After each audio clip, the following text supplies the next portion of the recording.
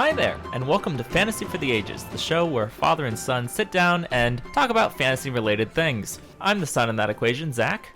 I'm the father, Jim.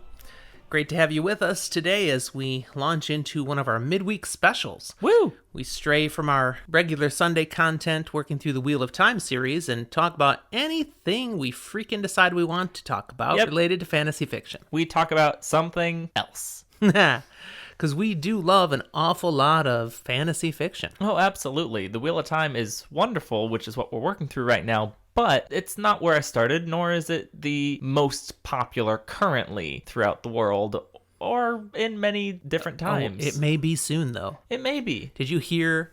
I don't know if you've heard yet, but Amazon, of course, I know you've heard this, is producing a Wheel of Time television series.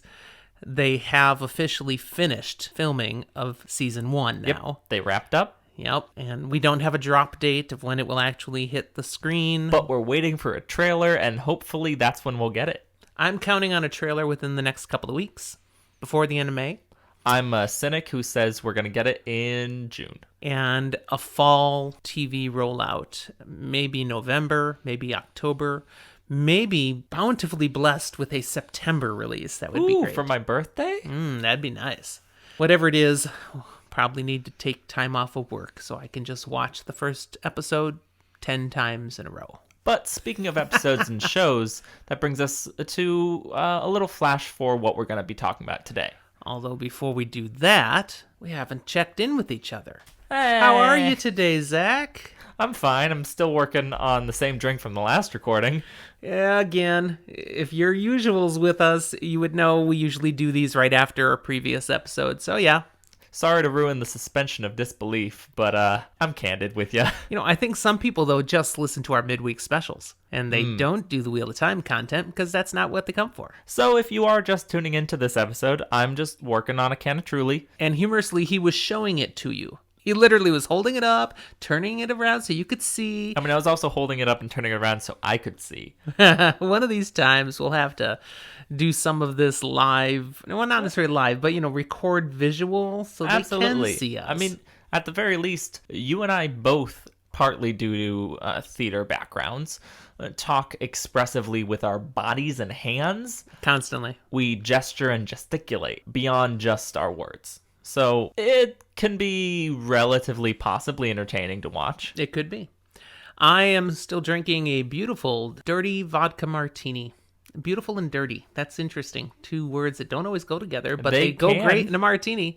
It's unless you're Zach. Dirty. He hates olives and olive brine. Yeah, no, it's disgusting. The dirty is disgusting for him, but it's pretty tasty for me. All right. What are we here to talk about today, Zach? So it really worked out that we talked a little bit about a show coming for the Wheel of Time, because what we're here to talk about today is another fantasy show, something that really was extremely popular even as it wrapped up and finished, and yet also controversial for how it did go through some of its things, and that's the HBO show Game of Thrones. I was so excited when this came out, and we hope that you were excited too. We hope you'll be excited to hear about it from us. We want to point out here, and this is just something we've shifted in the format of our episode, we want to give you the ways you can tell us how excited you are right up front. And if you hear something right now while we're talking and you just want to let us know, boom, okay, here's ways you can do it. You can email us at FantasyForTheAges@gmail.com. Let us know anything you're thinking about, anything you're excited about, anything you can't stand or can't believe we just said. You can contact us through social medias, be them Facebook, Twitter, or Instagram. Twitter is where we are most responsive, just saying. You can actively come join the chat on Discord. And we are very responsive there. We're giddy when people give us interactions on our Discord server. The invitation to our server is part of our show notes. And if you want to be able to join in some of those conversations on Discord live as we record, you can come support us on Patreon, where for a little bit of financial support our way, you can help show your appreciation for what we do and gain some extra benefits as well. So, Game of Thrones. What was your experience with the show like? How did you get into it? Well, first off, I found the books before I heard about the show, but I hadn't finished them. So I was reading, I don't know, I think I'd read the first two when I heard a show was coming out. I'm like, oh, this is great timing. And I read the rest of the books before I watched any of the show. because I actually didn't have HBO at the time, which it was on. We hadn't switched over to the full stream life yet. Right. I hadn't cut the cord and figured, okay, well, if it's good, eventually I'll see it. But books are always better, so I'm reading through. Well, then I was on a men's retreat for a weekend, and one of the guys had with him all of the first season of Game of Thrones. This was before it was actually out, but it wasn't pirated. It was a weird in-between thing. He had a special reason. I don't want to go into the details, but he had a special reason why he had access to these. And so while we're on this men's retreat, a whole bunch of us guys, we binged the whole first season. And holy cow, it was, whoa. Okay, well, after that, then I signed up for HBO. Like, no, because the second season was already out at that point. So then I could binge the second season and then waited for the rest of them as they came. And, I was really excited to have something that was high fantasy, really deep in the fantasy genre, to now be on the screen in such great production value. I mean, yes, we'd had already The Lord of the Rings. That had come out on the movie screen. That is amazing. We own it. It's fantastic. I love it. But this was something different. This was full of characters who are gritty and selfish and nasty. And, I mean, there's some good ones in there, but nobody's clean. Nobody's all clean. Everyone's got some dark side. And you just never knew what was going to happen. I mean, reading the books I did, but then watching it come to the screen and seeing it be fairly accurate to what's in the books. So there's a few things that changed. Reading the books, things would be different. But it was an amazing thing to see this story laid out on the screen for me. Now, how did you come to it? So you came back from that men's retreat, and I was like, oh, that sounds awesome. Can I watch it? And you went, no. You were like, what, 12? 12, 13, somewhere in there. But you said, like, a month or two later, you came to me and were like, okay, you can't watch it. But if you're interested, you can read the books. And I went, okay. And I started reading the books. I got through them eventually, and a couple years later, you came back from another one of those retreats. I think it was after, like, season 4 had been out at that point. And you were like, okay, you're still kind of young. You're 15, 16. I'm not sure how I feel about you watching this show yet. I don't know. There's a lot of violence, a lot of nudity. It wasn't the violence I had an issue with. But it was the nudity. But we could sit down, you and me, father and son, and watch this show. It could be our guys thing. We could sit down and watch the show together. And so we proceeded to binge 4 seasons of the show. And from then on, I could watch it. It was fine. I had read the books. I kept getting older as things came out. I remember finishing the final season just after I went to college. Like, it was one of the first orientation-y event days, a party going on, and I'm like, nope, I'm hiding from people and watching the penultimate episode or something. So the premise of this particular episode is why we can both love and hate Game of Thrones and HBO. Yes. So we've talked a little bit about why we love it. And we can mostly stay away from why we love or hate the books here. This is about the show. This has nothing to do with the books. Well, it doesn't have the show. Nothing to do with the books, because one of the reasons that I'm going to love and hate the show is book related. Yes, I understand that one. Gotcha. One of the reasons we can love it is because it proved that hardcore fantasy, the fantasy genre, can come to the screen in a big money way. That there is enough interest culturally. It's not just a bunch of geeks and nerds that are going to like something like this. It will become mainstream, culturally iconic. You can do it with a high enough production value. And partially it was risque enough to bring that appeal and to garner that interest in society, and much in the same way that Harry Potter transformed the literature genre into blossoming and growing a whole bunch of new young readers. Game of Thrones as a show really opened the avenue for all these other shows. Let's take a couple Netflix ones, for example. Recently we've seen adaptations of The Witcher and the Grisha books, the Shadow and Bone series. And these are well done and interesting and often get really big attention, and the market for it wouldn't have been there before Game of Thrones. Probably not. Now, this ties into something we can hate about it, in that in order to get the market in the way the people who are producing the show or, really pushing the show from the financial sector, they felt there was a real need to lay down heavy on the nudity. And, you can read the stories that there were people who are actually saying, yep, we need more boobs and butts in this one. They use different words, but that's what I'll use. They were looking for TNA. Yeah, things that weren't just necessary. And usually it still fit. It fit the context the way they did it. But they were just putting more in because they felt that would keep drawing people to watch the show. That's a lousy reason to have something as part of your story. Mm-hmm. It's kind of interesting to see that there's less of it as you went through the seasons, almost as there was more audience for it already, and it's like, okay, people are going to watch already. And there was more reaction in the negative vein to it being gratuitously put in there. There was a little bit of a backing up. But at the same time, it's like, okay, if we can do this here and now, why didn't we start that way? It's kind of demeaning.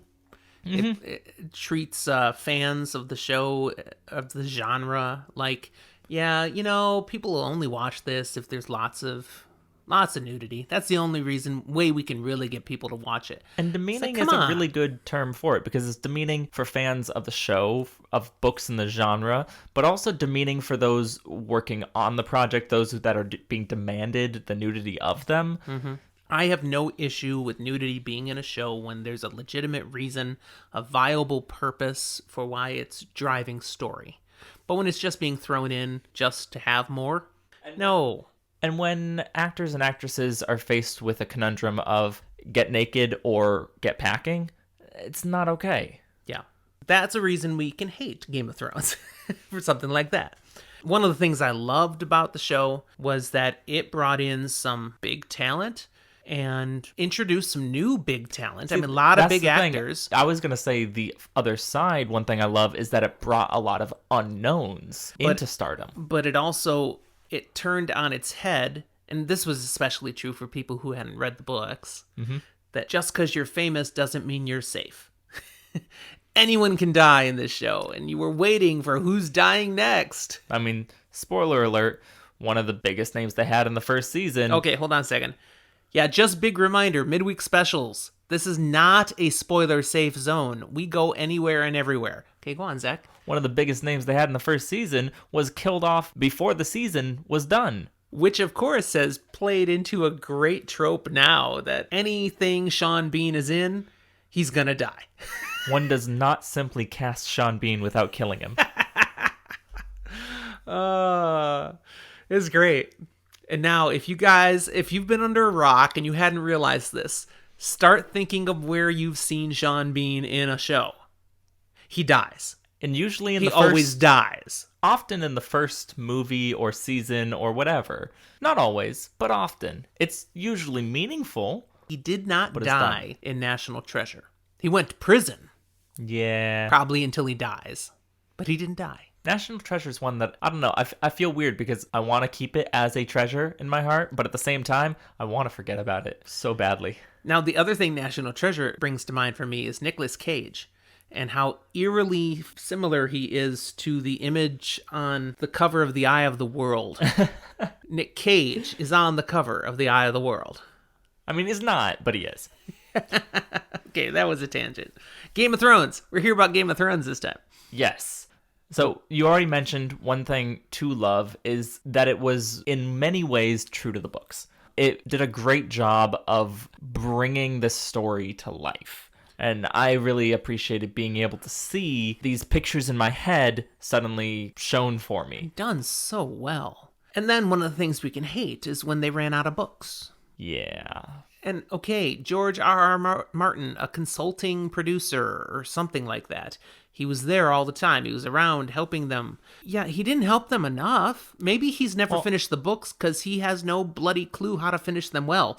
Because with his consultation, the rest of the story sucked. There's an interesting whole mess here where the way that they took the show and started ending the show, it seemed George R.R. Martin really wanted it to be distinct and different so that people wouldn't know how his books were going to end. And it went even so deep as to say back in like season 3, the producers had sat down Kit Harington and told him, hey, you're going to be the one who's going to kill the Night King. And suddenly at a table read for the final season, that's when he found out, oh, I'm not going to be the one to kill the Night King. And it's a whole thing of you've done your world building and then you ignored it for the sake of just entertaining TV.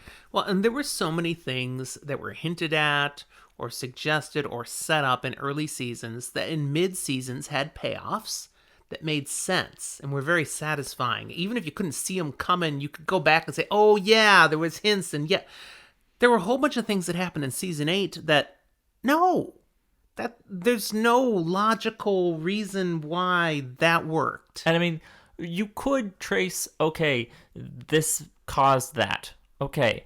But it was usually this thing from earlier in the episode caused this thing later in the episode, and there's nothing that predated it. All these previous seasons, we ignored all of that. Arya Stark comes flying out of nowhere and kills the Night King. Which, bizarrely, I didn't hate, and yet at the same time, felt they could have done a much better job at building to that. Now, that's one of the things people have an issue with the show, is that season 8 felt rushed.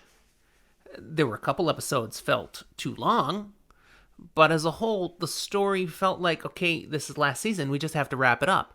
And I understand they actually were greenlit. They could have done a season 9 if they wanted to. They were committed number of episodes. They were committed to be done. This is our final season. We're ending it here. And they didn't give themselves enough time to do some of these things right. And sure, they made the episodes longer here and there, but it really just kind of ticks me off that they had a good formula of 10-episode seasons, and then the seasons that are most talked about as being, for lack of a better word, trash, are the final 2 where they broke their system. Yeah. Now let's talk about Jon Snow. Yeah. He's brought back from the dead, which was amazing, and it worked. I was okay with it. And then practically irrelevant at the end of the story. It's like, what was the point of him coming back from the dead when there's nothing really significant he does in the end? Technically speaking, he's not irrelevant. He did kill another major character for, like, no reason. Well, I mean, reason, but reason that didn't really make sense. Well, more importantly, the big whole plot mess of his origins that had been a whole question and had built up to, and fan theories have been going for so long, both in the books and in the show, was revealed and then ignored. Could have definitely done more with that. And then Daenerys, going off the deep end at the end like that. Nothing in what we had seen from her justified what they did to her character at the end. And you could tell that Emilia Clarke was not okay with it, because I love her, she's a great actress. Not her best acting. At all. Well, because, again, what she's being asked to do is not true to character. No. It sucked. You could reach and say, well, it's Targaryen blood.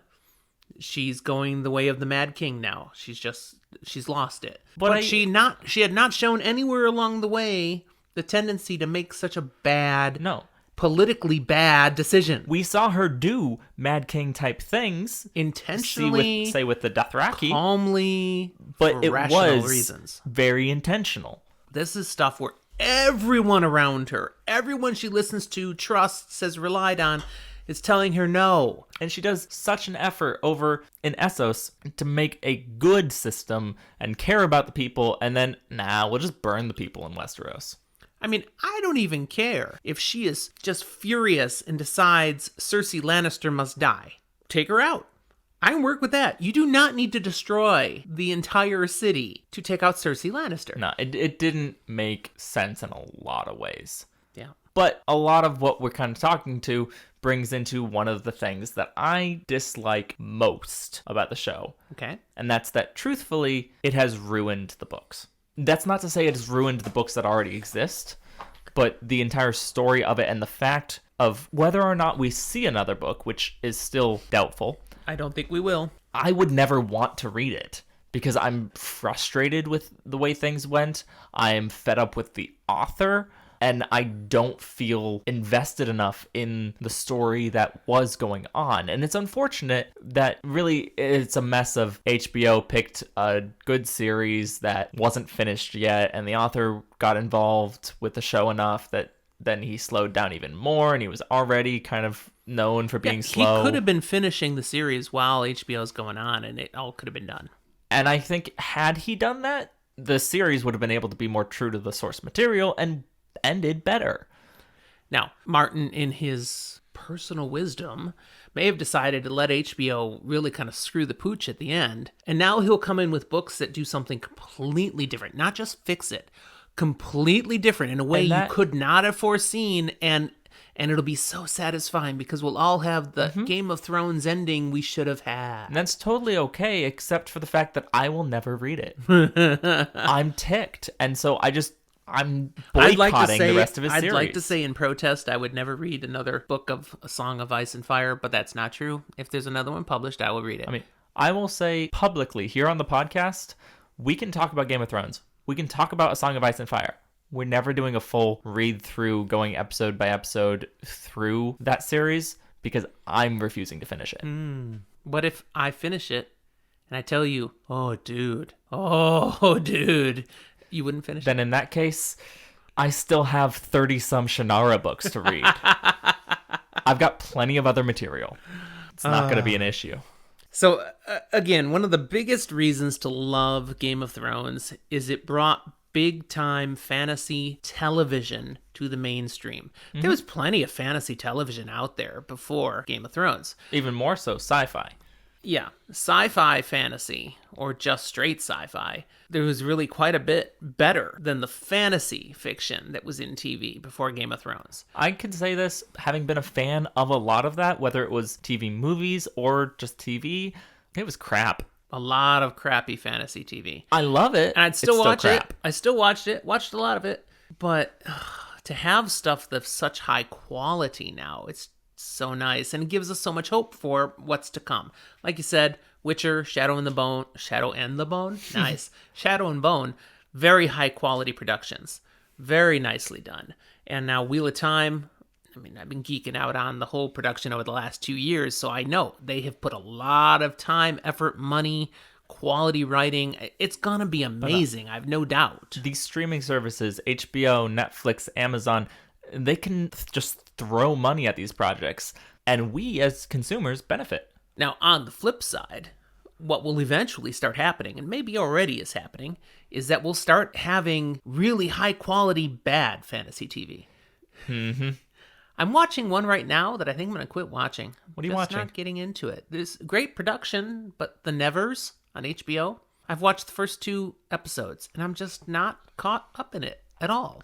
I watched the first chunk of an episode with you and then ran off to play D&D, I think. And it caught my interest, at least initially, but I didn't admittedly get to finish the episode. Yeah. And I have not gone back on my own to watch it yet, so... But high quality, nice production, appreciate that.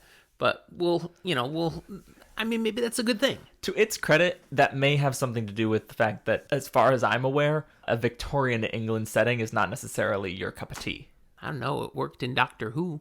Also, on the flip side, while you enjoy strong female characters, I've tend to see a trend that female-led shows aren't necessarily your favorite either. They need to have a larger mix. Because you personally really enjoy the dynamic between genders and the relationships that are seen there. It's one of the reasons why you love The Wheel of Time. Well, that's true, actually. But I don't know that I've pondered that deeply. No, you don't. Preference. But I just observe things as your son and try to put them into words sometimes. All right. Well, anything else that comes to mind of why you can both love and hate Game of Thrones and HBO? Yes. It gives me and many others an avenue to geek out with physical things. Whether it was very intentional things, well done, and this goes to the production value, but iconic things such as Longclaw or Needle. I have Needle hanging on the wall here in my office, full size. Weapons, armor, characters, sigils, house crests and names, their words. It gives a fandom room to really geek out. And so you start seeing a lot more fantasy entering things, even like Comic-Con, which sure is a world of geeks and wonderful nerds, but we see a bigger exploration of cosplay that I love. Okay, awesome. I got no reason to argue against that at all. Again, looking at needle hanging on the wall. I want to see you try to use it more. I already killed Stab a more box things. once. It was great. Just don't stab me. No, I don't want to do Or preferably that. other people. That's considered a crime in most states. Yeah, I'm pretty sure here it's a crime. Yeah, I won't do it. Won't do it. Don't worry. But that was pretty much something more of why you can love Game of Thrones. Yeah, no, I don't. That wasn't. I feel like I've been hating on the show a lot in the episode, and so I wanted to add a reason why I do love it, because I do love it. Yeah. I just, came really aggressively with some of the things I don't love. And there are people who passionately hate how it ended. I wouldn't say I'm passionately hating how it ended. I'm disappointed. It wasn't fully satisfying. You took the words right out of. You are a true dad. Wow. You're not mad. You're disappointed. And I feel the same way. Yeah. Just that missed potential. What could have been. That's sad. And for all the production value that was put in and invested, the stray water bottle or Starbucks cup that still made it in is a little ridiculous. I mean, you spend so much money on CGI for dragons, but you can't touch up and get rid of a filming mistake. So one of the things about the show that makes me smile the most at the end, Jon Snow may know nothing, but he got the girl in the end. Because those two actors ended up married now and have kids. Notably, when we say those two actors, we're talking not about Emilia Clarke. No. The one who said, Jon Snow, you know nothing. Do you remember her name? No, I don't remember her name. First name's Rose. I mean, Ygritte I believe. in the show, but I don't remember her. I don't know if she took his name. I don't know. They had a nice They're a big cute couple. wedding in a castle. Yeah. But she may have died in the show, but she lives on in his heart. is it Rose or Rosie? I don't know. I hope Rose sounds right. Not Rosie. I don't remember the last name either off the top of my head. It's been a number of seasons and a number of years since the show ended. But that makes me smile. Yeah. They hit it off in the show. They hit it off in real life. Here's hoping we don't jinx their happy marriage. Yep. Jinxes aren't real. There's still some wood that I'm knocking on just in case. It is wood. I mean, it's weak wood. It's bamboo. There's harder wood behind you. That's oak. Both are wood. Okay. Anything else you want to say about Game of Thrones before we wrap up for today? I do want to make a quick mention about animals. Okay. It's a thing I love and a thing I hate about the show. I understand that sometimes animals die in stories, be they for good reasons or bad. I do think some of the reasons that certain, say, direwolves were killed made sense for plot, but other ones here and there or things that were done had me going, why'd you kill the animal? Why? That's not that just is mean. But you also get feel-good stories like Sophie Turner adopting hers. And so it's both a success and a failing of the show, what they did with the animals. Okay. I think the last thing I want to say about Game of Thrones is that overall, I am still thoroughly grateful that the show came out. It gave me 8 years of highly entertaining comment. I can't speak. Content. Highly entertaining content. Much conversation time with friends over what we'd seen. Because it became so mainstream, you could almost talk with anybody about Game of Thrones. Did you see it this week? What did you think? Blah, blah, blah. It made fantasy content cool in ways it hadn't reached, even with Lord of the Rings as the movies. That was seen as a niche thing. It was just an exception. It didn't make it world culture changing in the same way Game of Thrones did, where it was everybody's talking at work about the episode last night. It really changed that, and I appreciate that. I've enjoyed that. I enjoyed that I had 8 good years, 7.5 good years of content to really enjoy, and to that point, it's great. It was nice to see. I mean, you raised me on things like The Lord of the Rings. It was coming out as I was growing up, and so it was something that always was conversation piece in our house. Lord of the Rings Trivial Pursuit was a common game of choice. But being able to expand that to the lay person, that even if they don't watch it themselves, they know what you're talking about. Was very cool to see as we started moving towards the age of, I'm not weird for liking fantasy or being a nerd or a geek, but it's a little cool. The last thing I'll say about reason to hate Game of Thrones is simply the fear, the concern that it set a bar for what some may expect you're going to see in fantasy genre on television. That there has to be a lot of gratuitous violence, that there has to be nudity over the top. And I think I bar don't is the want wrong that word, to be there. but rather like a framework. There's a expectation that has been set. If you don't take your show to Game of Thrones levels, it's not as good a show. I don't want that to be the expectation. And because it was so massively successful, anyone who's producing a fantasy show has to consider that. That shadow of Game of Thrones is looming over them. And so you have to consider, do we fit into the mold, or do we find a way to break out and take the risk, hoping that we can become even more successful? Shadow and Bone, we've just got one season out. Very good season. It did not follow the Game of Thrones mold. It's its own thing. It went steampunk, different kind of style, and it did it very well and stayed true to its form. But it had violence. It wasn't gratuitous. No. And it totally didn't have the over-the-top nudity, sexual content. I mean, that's not part of the show at all. Well, some of it's implied or there every now and then, but not over the top.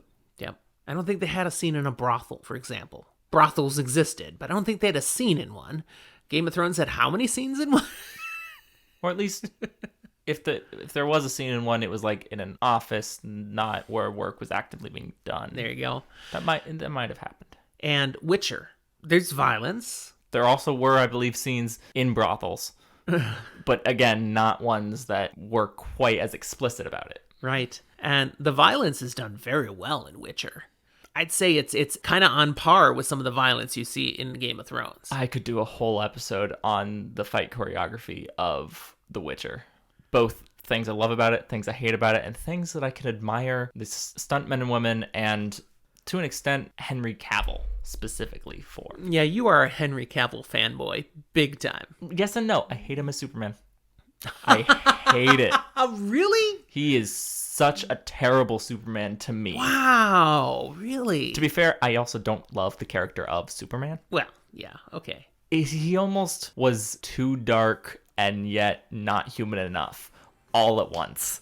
Have you watched the Zack Snyder cut? I've seen bits and pieces. I haven't watched the whole thing. It's too much time for something that I don't care enough about.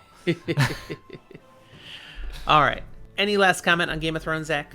No, I think my brain's starting to go on tangents that don't quite belong in the episode. All right. I think I'm good here, too. If you're a fan, keep being a fan. So much to enjoy about Game of Thrones. If you are a basher, you've got plenty of reasons to bash it, too. But I hope for the most part, you're like us. Find your happy medium. Appreciate all the things it's done for the genre, for TV. And then complain about it all the while. Yeah, and write as much hate mail as you want to George R.R. Martin for never finishing the books, because you know he's not. I mean, they're making all these new Game of Thrones spin-offs now. Yeah, he's never... Why would he finish the books? He has no need. Making enough money. No need. All right. Thanks for being with us. Hope you enjoyed this midweek special. We enjoyed yakking. We'll talk to you next time.